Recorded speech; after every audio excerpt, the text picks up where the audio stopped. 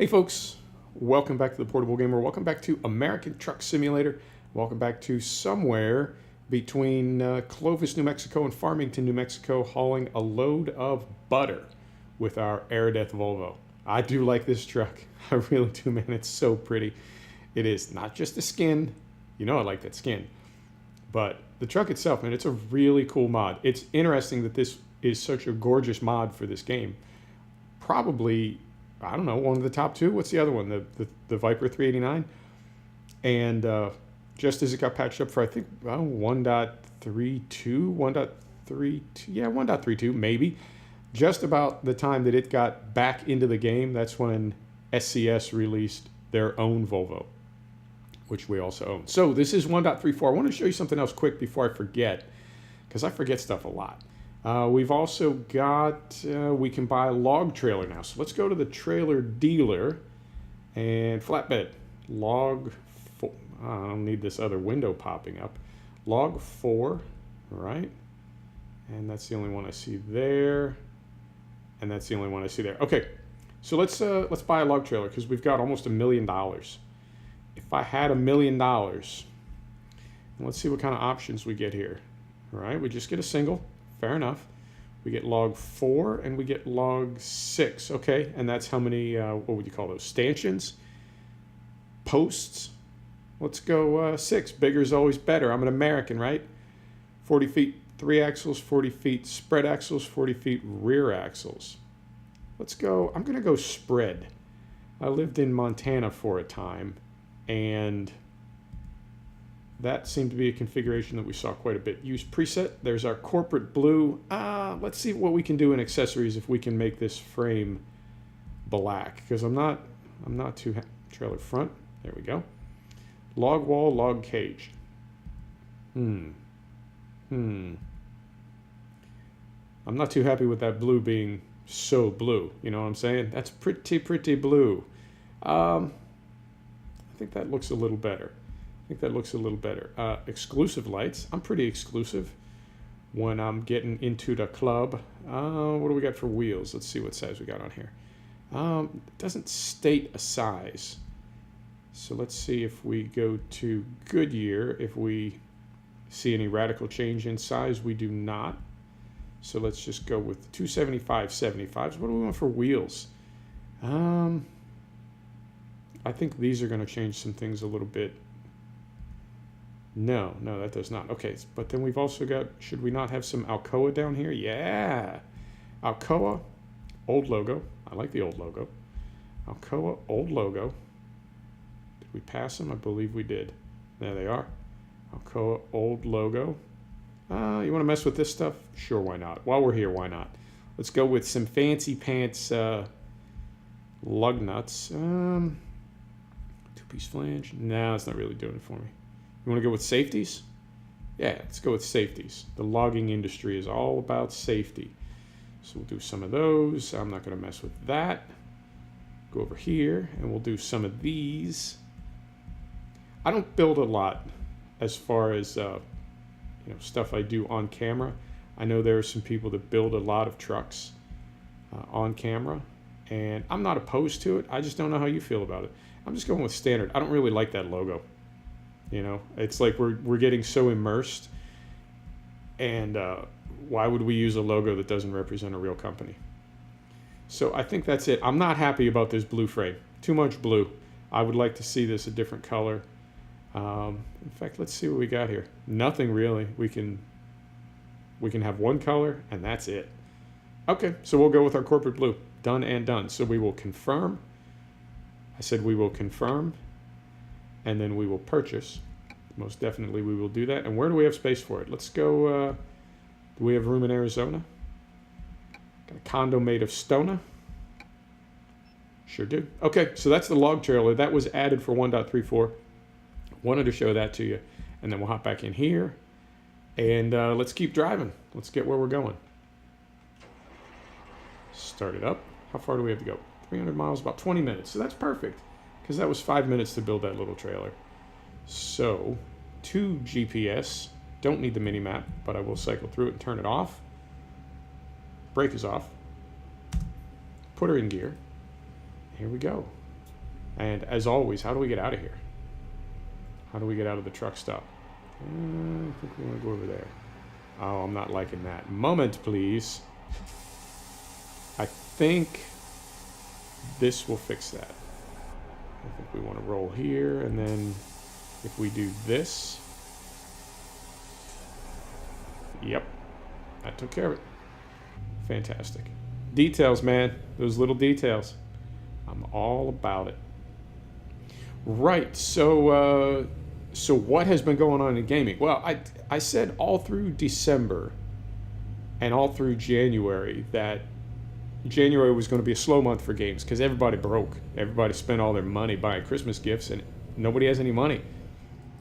Plus, corporations, companies, a lot of companies are doing budgets, and people are on vacation. And January is just, it's just kind of a slow month for business. But I anticipated that it would pick up in February. Sure enough, it did. 2 games that have dropped that I don't know if I'm going to bring them into the channel, but they have definitely dropped, and I got both of them. And one of them is Monster Energy Supercross 2 by Milestone. I'll tell you about that one first. And it's weird that as we drive our truck, I'm going to talk to you about a video game that I'm not playing. I mean, I'm playing it, but I'm just not, you know what I'm saying? I'm not playing it like in this video. But so it goes.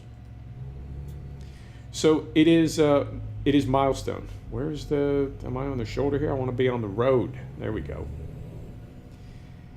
So Milestone is the company that I would say has, they have definitely like cornered the market as far as motorcycle sim. They do Ride, and I personally have Ride 2 and Ride 3. I like both of them. I really do. And they also do the MotoGP series, and I'm on MotoGP 18 right now, and I also like that quite a bit. Now they are talking about those 2 sims, Ride, in this case Ride 3 versus MotoGP.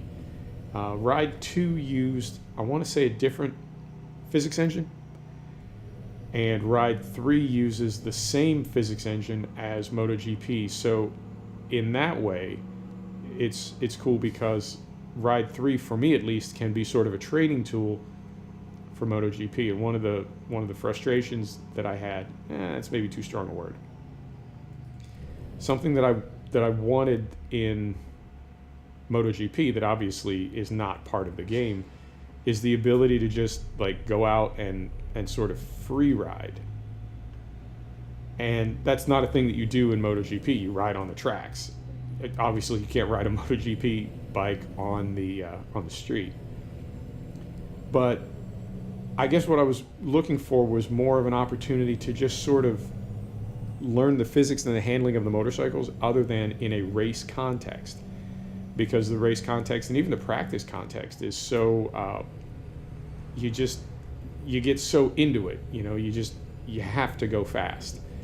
And I was looking to sort of learn the handling and the feel of the motorcycles a little bit more. Well, Ride 3 allows you to do that. You can just sort of free ride on highways and just sort of immerse yourself in the handling of motorcycles using that physics engine. So in that way, definitely a fan of both of those sims. And I don't know, the Ride series, is it a sim? Is it a game?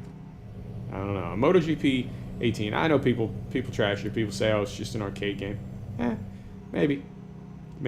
Feels pretty much like a sim to me. The Ride franchise, yes and no. Is it a sim? Maybe. It's more than an arcade game. Maybe not a true sim, but I love it regardless. And I love that combo together. I feel like each of those sims sort of contributes to the other, if that makes sense. Right, so that's where I'm at with Milestone. I like them. I'll dig them. And they dropped this Monster Energy Supercross on me. And I can say so far, I like it. It's worth it. Whatever it is, $50. It's worth it. It's very different. And it does have a ton of bugs and glitches, but they'll fix that. They always do. But the best way that I could describe it is, I play all these race sims. I play, well, I'm not on iRacing right now because I don't have my wheel. But, Race Room, R Factor, Assetto Corsa Competizione, like the whole slew of driving games slash driving simulators slash racing simulators. I play them all. Soho down to Brighton, yo. And I also have all the major rally sims. So Dirt 4, Dirt Rally, WRC7, I believe. I had that Paris-Dakar 2018 rally game. Oy. Yeah, not a fan. I'm trying to think what else. I don't have Richard Burns Rally. That is an entirely different animal. I'm not on board with that. I'm not opposed to it. I've heard nothing but good things about it. I just don't have the RBR. But other than that, I have most of the big rally sims. So what I'm saying is I play racing sims and I play rally sims. And I would say that is an exact visual metaphor for Monster Energy Supercross 2 versus MotoGP 18. In one, you've got a very kind of strict, very rigid, very regimented thing that you're trying to do. You're trying to link these corners at exactly the same speed and exactly the same gear with exactly the same lean angle, same entry, same exit, same everything, to run very consistent laps. And on the other side, I wouldn't quite say it's a free-for-all, but I mean, you've got the track is changing from one lap to the next. It does get ruts. You can get stuck in a rut, so to speak. And you're constantly adapting. Riders will crash in front of you, and there's no caution flag. Like, you got to sort that out. So it is much more like rally. In the same way that, you see what I'm saying? In the same way that rally compares to road racing, in my case, I'm a big road racer, I would say Supercross compares to MotoGP. And I know they're, different governing bodies, different crowd, different, I'm suggesting that they're like the same entity, just slightly different interpretations. I know Supercross and MotoGP are completely different animals. But I'm saying, just as a comparison, that would be the best way that I can describe it. And in that way, it is an absolute riot. What I like about it is trying to learn the timing of all the tracks. And as you level your bike up, because of course there's a billion parts and accessories that you can get to enhance the performance in Monster Energy Supercross. And there's different bikes too. There's, of course, Honda, Cowie, Yamaha, Suzuki, Husky, and KTM, I think, are all represented. And then like every parts manufacturer that you could ever imagine is in there. Now, I was never into motocross. My dirt bikes were all rigged for Baja when I lived in Los Angeles, and I spent a lot of time riding in Southern California and Mexico off highway, but not motocross per se. So the idea of throwing a bike around like that is, I've never done it. I've never gone that big.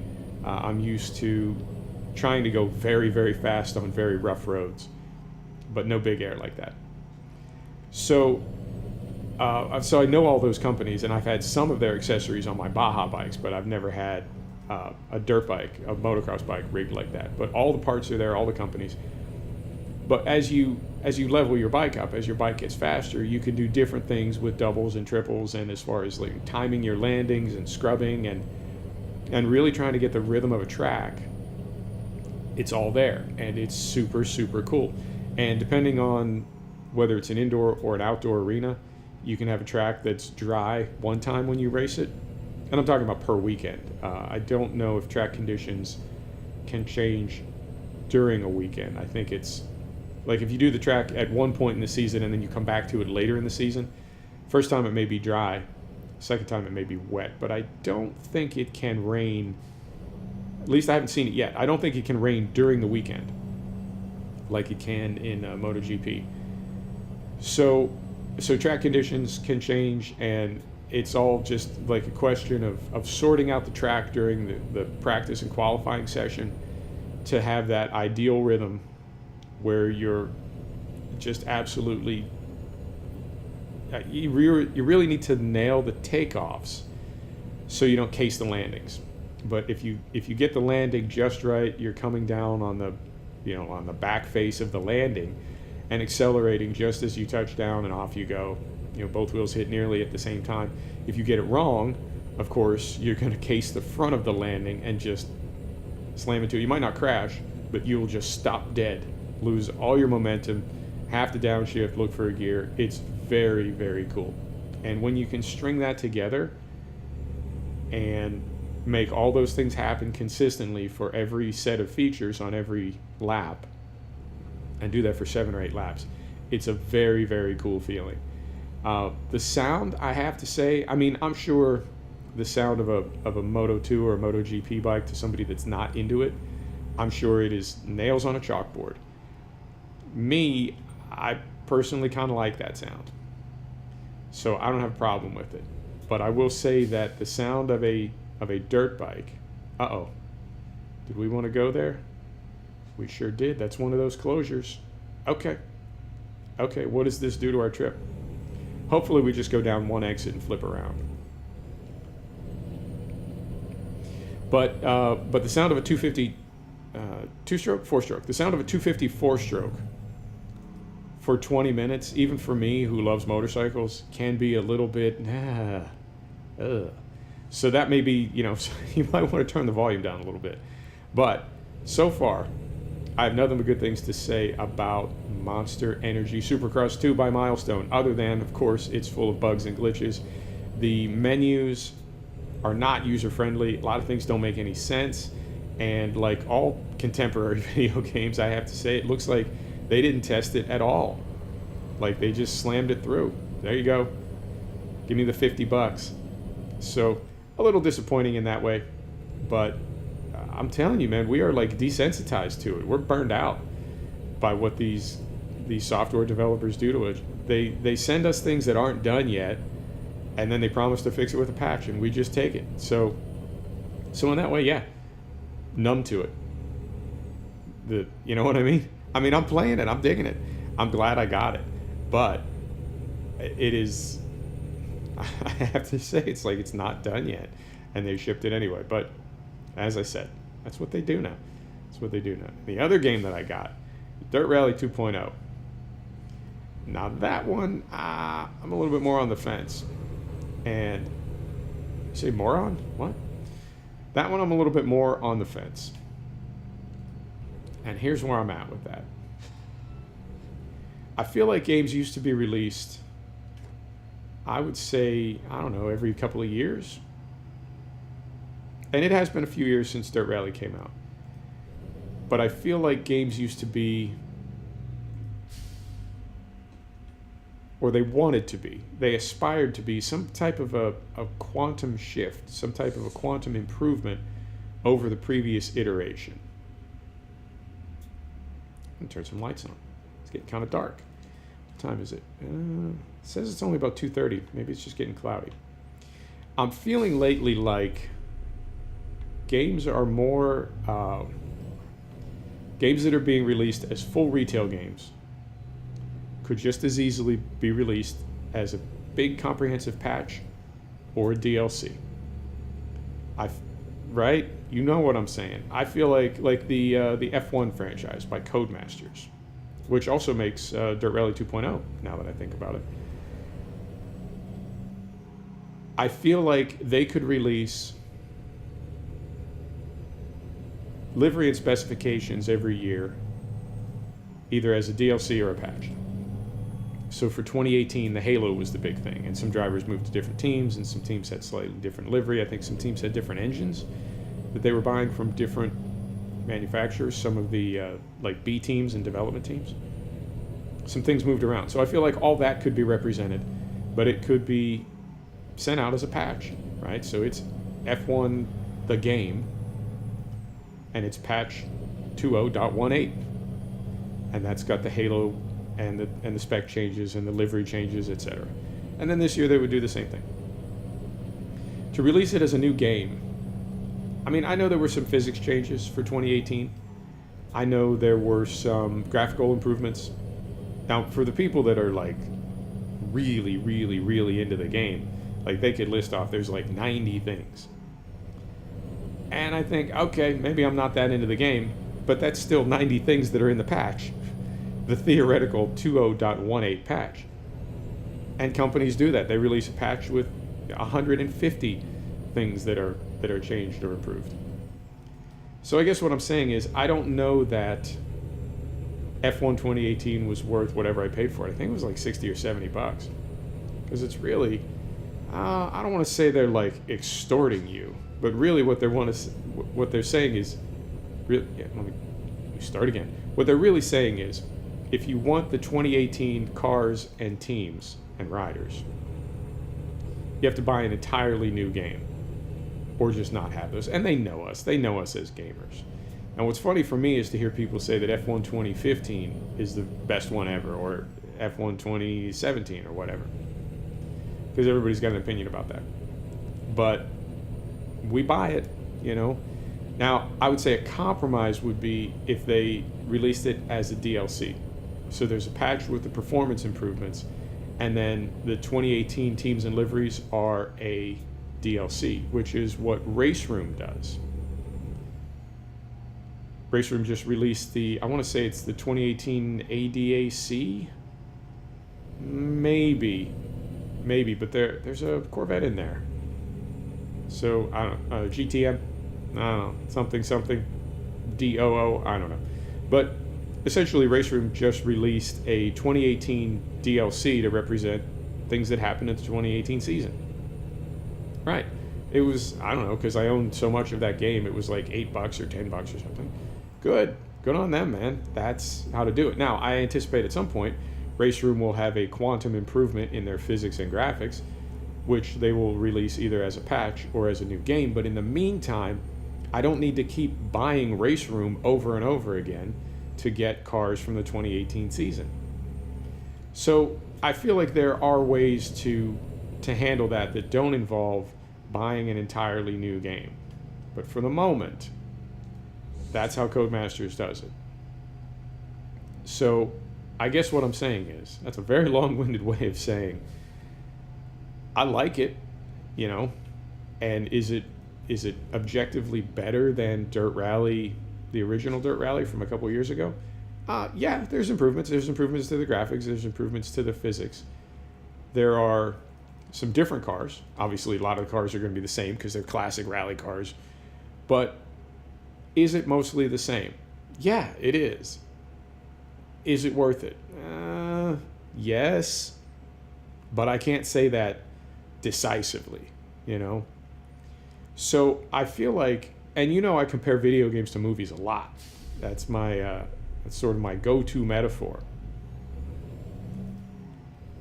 And I feel like in some ways, video game developers are taking kind of a cue from movie studios where, you know, you get movies now, like, you pay full pop for it.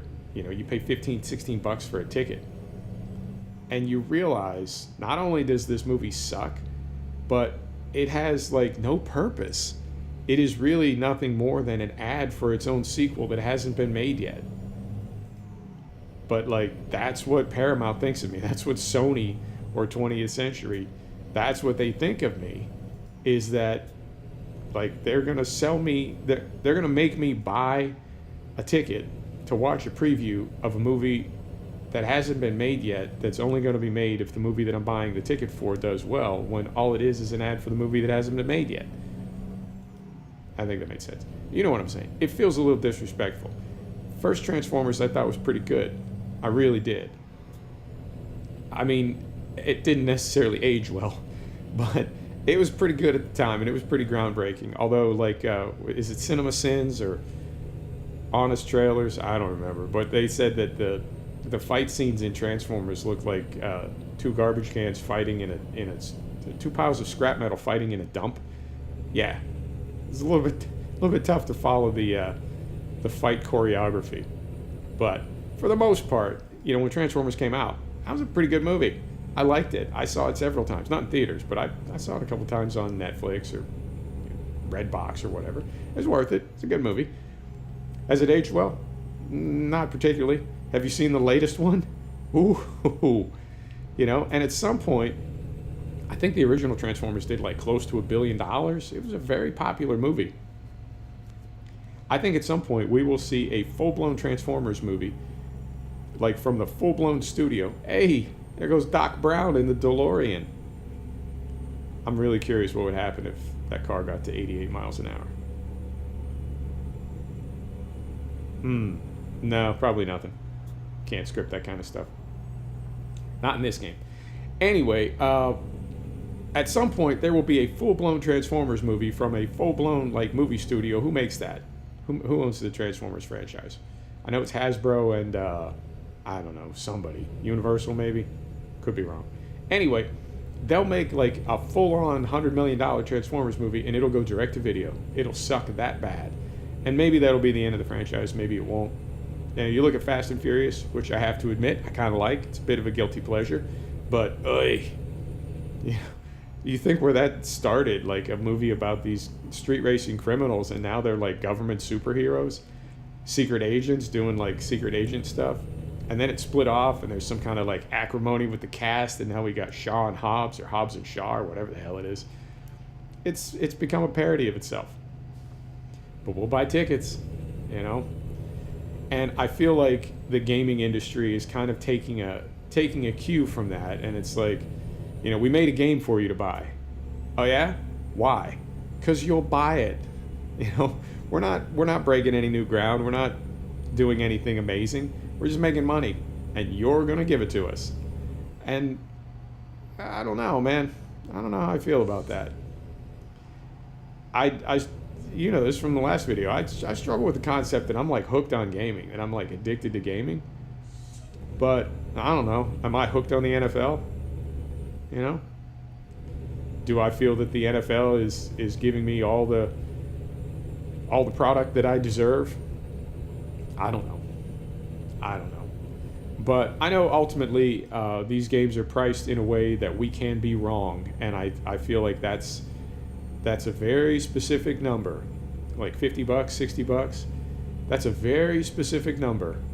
And it's a number that basically tells you as a consumer, hey, you know what? Even if you hate this, it was only $50. Which is sort of how movie tickets are priced. You know, like I said, around where I am, $15, $16 for a 7:30 p.m. movie ticket on opening night, opening Friday. And it's like, I mean, any movie theater in America, any big chain movie theater, within about half an hour, 45 minutes of the movie starting, if you walk out to the lobby and tell the manager, I'd like my money back, they will just give you your money back, no questions asked. Because really not that many people do it, and it's a drop in the bucket. They could care less.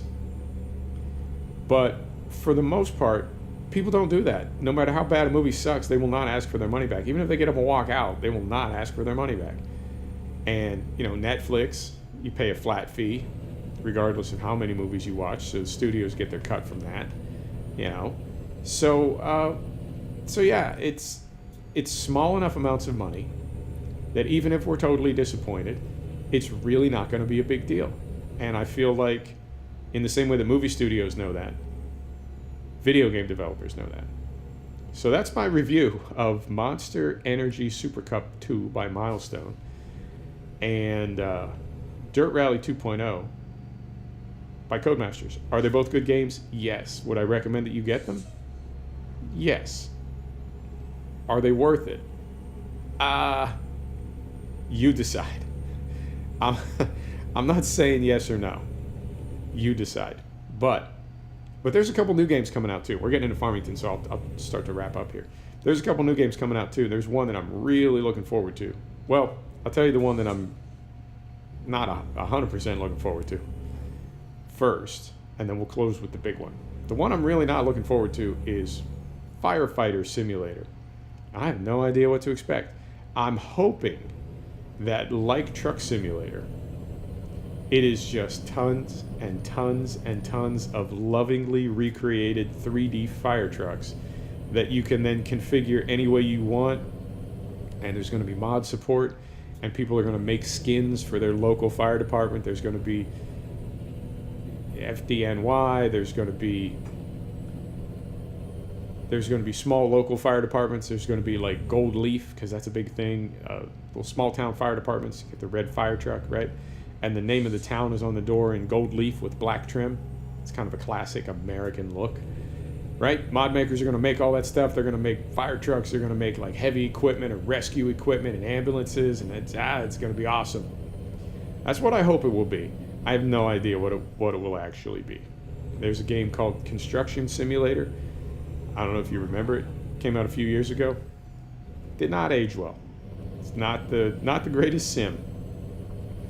So could go either way. I hope it is the former. I fear it will be the latter. We'll see. So that is Firefighter Simulator, Firefighting Simulator, Fire Truck Simulator. No date yet. It says 2019. We'll see. The other one that I really want to try, and this looks like it's early access and is much further along. It's called Dead Stick, and it is a Alaskan bush pilot flight simulator. I will buy that before it's released. I will get in on that early access. As soon as I see an option to buy it, I will buy the early access. Hey, off topic. You know that black texture error box we get under trailers? I have not seen it for a long time. I wonder if they fixed it in 1.34. Curious. But you know what? They wouldn't need a full patch to fix that. They could fix that with one of their ancillary patches. You know what I mean? Getting over here carefully. Right, so it's called Dead Stick, and it is an Alaskan bush pilot flight simulator. And the reason I want to try it is, honestly, it reminds me a lot of Truck Sim. It's that same sort of like, it ain't glamorous. It's not race cars. It's not, you know what I mean? It's just people working for a living. I do like flight sims. I've thought for a long time about bringing them to the channel, and my resistance to that is standard flight sim like X-Plane or FSX or something, which I have. I don't know that it's really interesting enough that anybody would want to watch me do it. There's plenty of other YouTubers that do it a lot better than me. And then on the other side, there are two that I have. One is DCS. Wow, whoa. Are both lanes turning here? This is getting a little dicey. Oh dear. No damage this close to the end of the trip. You better not, game. I'm warning you. DCS, which is a combat flight sim, and it's got propeller aircraft, it's got jet aircraft, it's got the Warthog, which I believe is how it started. I think that was their first aircraft, was it not?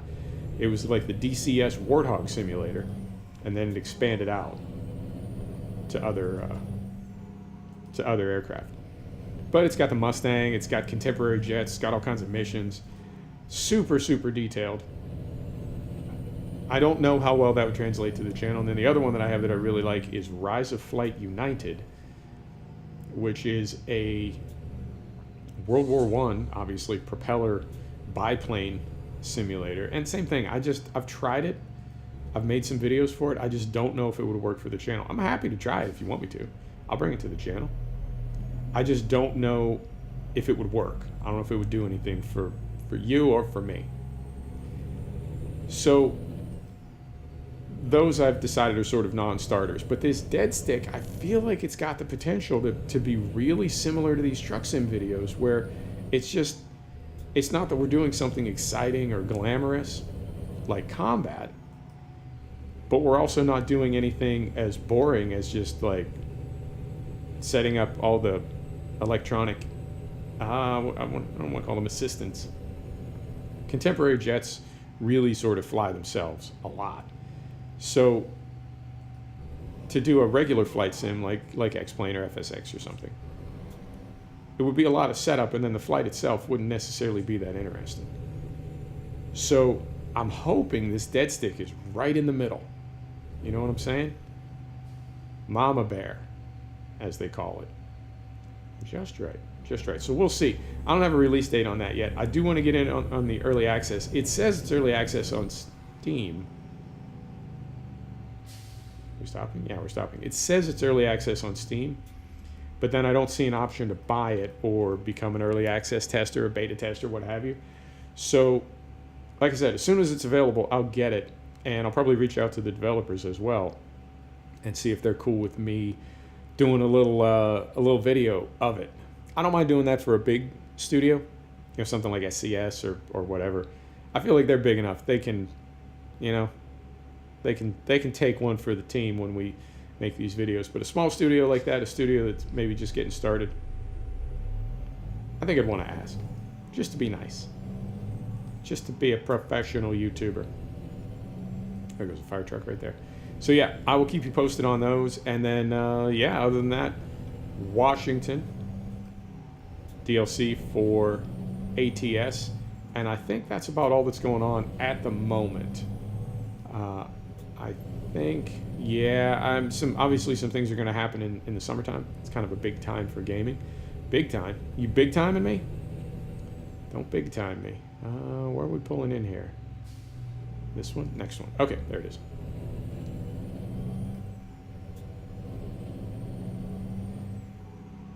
So yeah, I think there may be a little gap, a little pause till summer, and then there'll be some more big drops and big stuff coming out, but that's what I know of for right now. All right, and I don't know how late we're going to be. We might not be late at all. Man, we are really like hitching. I feel like we're loading some scenery in Farmington.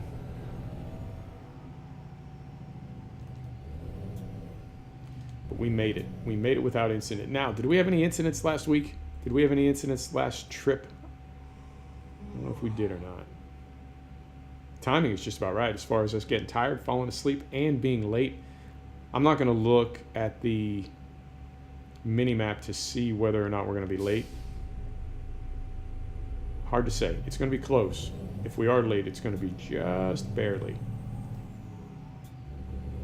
Man, ETS. We were late. Wow, we were late. We were 17 hours late, and we got $0. That was a proud moment. Right, where's my turn? Moment. Third person. Where are we going here?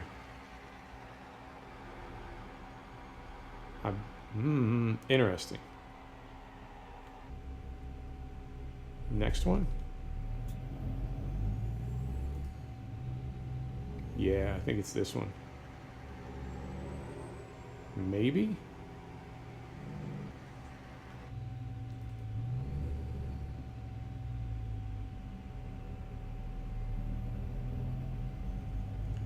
It says deliveries. I'm a delivery. Yeah, I think we're going to the right place.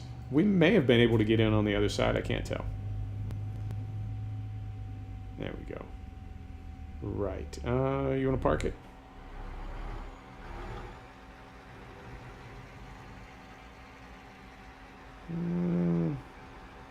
No. I don't feel like parking it. I just don't. Oh, we're late. Okay, but how late are we? 57 minutes late. That's not bad. Still made 15 grand, and we're just about to hit level 35. So there you go, folks. Thanks for stopping back to check out the Portable Gamer. Thanks for joining us for another episode of American Truck Simulator. And we'll see you next time. Take care now.